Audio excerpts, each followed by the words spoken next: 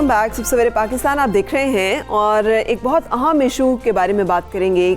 उस्ताद जो है ये रूहानी जिसे कहते हैं बाप होता है, ये हमारी कौम की तामीर और तरबियत करता है और उसमें असाज़ा का किरदार बहुत अहमियत का हामिल होता है। लेकिन अनफॉर्चुनेटली अगर हम अपने मुल्क की बात करें तो यहाँ पे सरकारी स्कूलों में सूरत हाल बहुत मायूस कुन है।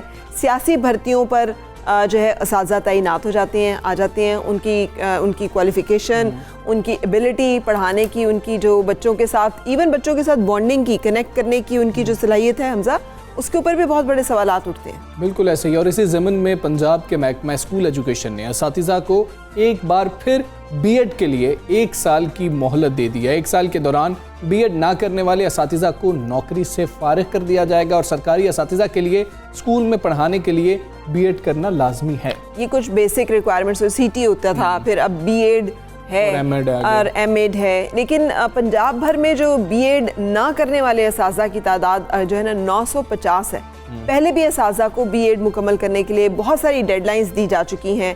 2019 में अभी हमें पिछले दिनों डिस्कस भी किया था, टेम्स की रिपोर्ट थी trends in maths and science studies में, कि पाकिस्तानी जो तलबा हैं उनकी इंतहाई मायूस कुन कारकर्दगी थी। क्लास 4 के बच्चे जो हैं वो मैथ्स और साइंस के आसान तरीन सवाल जो है उसका जवाब नहीं दे सके। सवाल बहुत आसान था हमजा।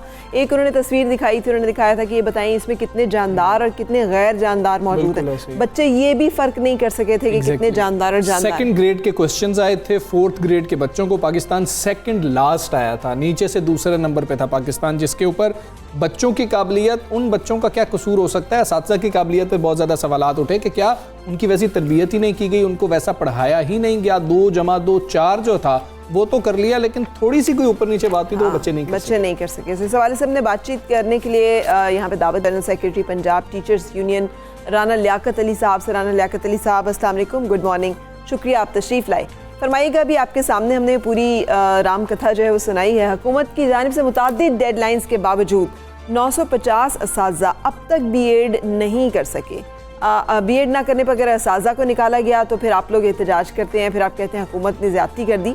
तो जब हुकूमत कह रही है कि ये क्राइटेरिया ये पूरा कर दें, इसमें क्या कबाहत है? जी बिस्मिल्लाहिर्रहमानिर्रहीम।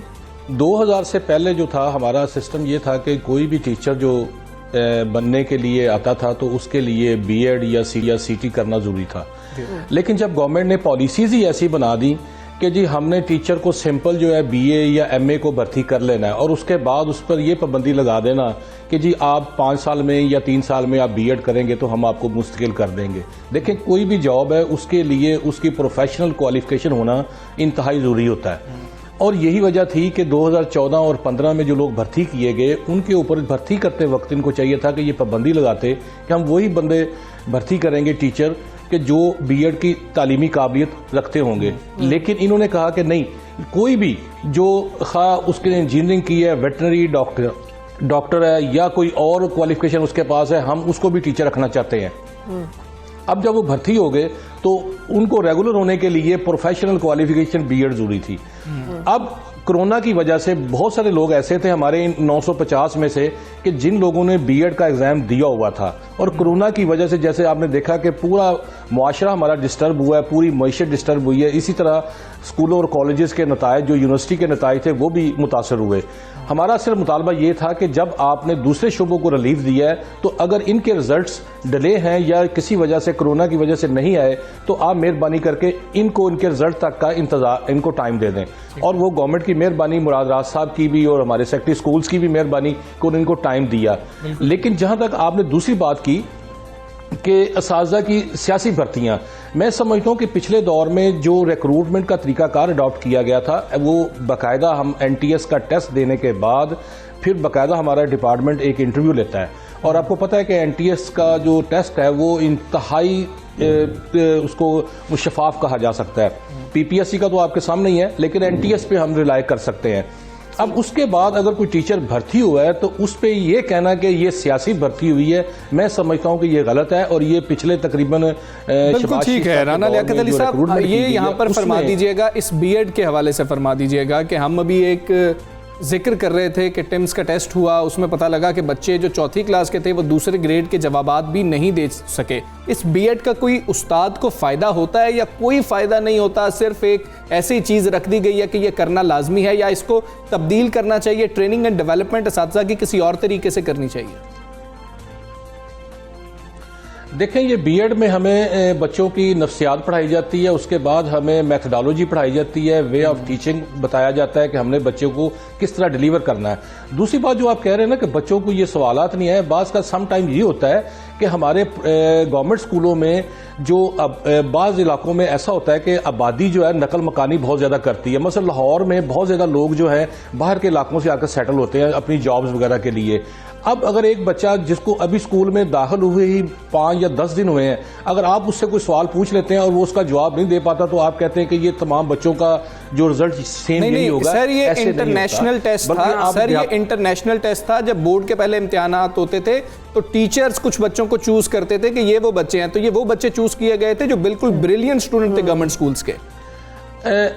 नहीं, मैं समझता हूँ कि यहाँ पर भी मैं इख्तलाफ करूँगा, क्योंकि ये जो इंटरनेशनली टेस्ट करवाए जाते हैं मुख्तलिफ NGOs की तरफ से, और इनके पीछे भी एक ख़ास मकसद होता है कि जिससे गवर्नमेंट सेक्टर को निगलेक्ट करना है। अब आप देखें कि हमारे पास तो इस वक्त MPhil और PhD असातिज़ा मौजूद है, लेकिन बदकिस्मती ये है कि हम उनको वो मकाम नहीं दे पा रहे जो अदर डिपार्टमेंट में उनको स्केल दिया जाता है, जो या उनकी सैलरी होती है उस तरह हम उनको अब देखें, एक प्राइमरी स्कूल को पहले एक मैट्रिक पास टीचर पढ़ाता था, आज उसको MSc पढ़ा रहा है। साथ रहे आपने इस इशू के अहम इशू में अपना पॉइंट ऑफ व्यू जो है हमसे शेयर किया, लेकिन ये भी तो है ना, हम अपने ही मुल्क में देखते हैं कि सरकारी स्कूल में पढ़ाने वाला जो उस्ताद है उसकी काबिलियत कुछ और होती है और निजी स्कूल में तालीम दी जा रही थी, वहाँ पर हमें अपने मुल्क के अंदर ही इतना ज़्यादा फ़र्क जो है वो दिखाई देता है बाज़ औक़ात। बिल्कुल ऐसे ही है। बच्चों की काबिलियत के लिए ज़रूरी है कि असातिज़ा की ट्रेनिंग एंड डेवलपमेंट साथ साथ होती रहे और उनकी काबिलियत को भी चेक किया जाए, अपग्रेड किया जाए। और इंटरनेशनल जो है